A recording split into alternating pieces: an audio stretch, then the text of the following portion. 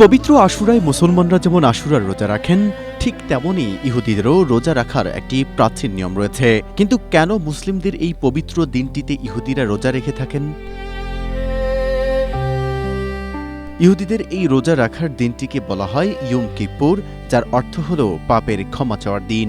এটি তাদের ধর্মের সবচেয়ে পবিত্র দিন। হযরত মূসা আলাইহিসসালামের অনুসারী বনি ইসরায়েলরা তাদের আসমানি কিতাব তাওরাত অনুযায়ী এই দিনে টানা ২৫ ঘণ্টা অত্যন্ত কঠিন রোজা পালন করে। এই সময়ে তারা খাওয়া দাওয়া তো বন্ধ রাখেই, এমনকি সুগন্ধি ব্যবহার করা বা চামড়ার জুতো পরা থেকেও বিরত থাকে। তারা এই পুরো দিনটি স্রষ্টার কাছে নিজেদের ভুলের জন্য ক্ষমা চেয়ে কাটায়। জীবন অবাক না করলে কে করবে? ২৮% মিল্ক ফ্যাটের অবাক করার সাথে ফ্রেশ মিল্ক পাউডার। জীবন অবাক করুক প্রতিদিন।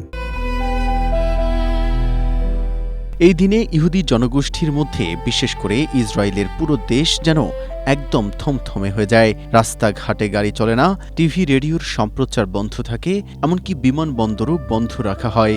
অনেক ধর্মনিরপেক্ষ ইহুদি যারা সচরাচর ধর্ম পালন করেন না, তারাও এই দিনটিতে রোজা রাখেন। আজ থেকে প্রায় ১৪০০ বছর আগে হযরত মুহাম্মদ সাল্লাল্লাহু আলাইহি ওয়াসাল্লাম যখন মদিনায় হিজরত করলেন, তখন তিনি দেখলেন ওখানকার ইহুদিরা ১০ই মুহররমে রোজা রাখছে।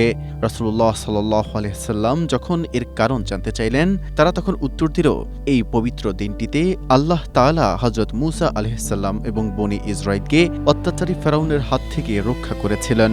আর সেই খুশিতে হযরত মূসা আলাইহিসসালাম নিজে আল্লাহর শুকরিয়া জানিয়ে রোজা রেখেছিলেন। ইহুদিরাও সেই ঐতিহ্য মেনে রোজা রাখে। এ কথা শুনে আমাদের নবীজি হযরত মুহাম্মদ সাল্লাল্লাহু আলাইহি ওয়াসাল্লাম বললেন, হযরত মূসার উপর আমাদের অধিকার তোমাদের চেয়ে অনেক বেশি। এরপর তিনি নিজেও রোজা রাখলেন এবং মুসলিমদেরও রোজা রাখার নির্দেশ দিলেন, যা আজ আমাদের কাছে আশুরার রোজা নামে পরিচিত।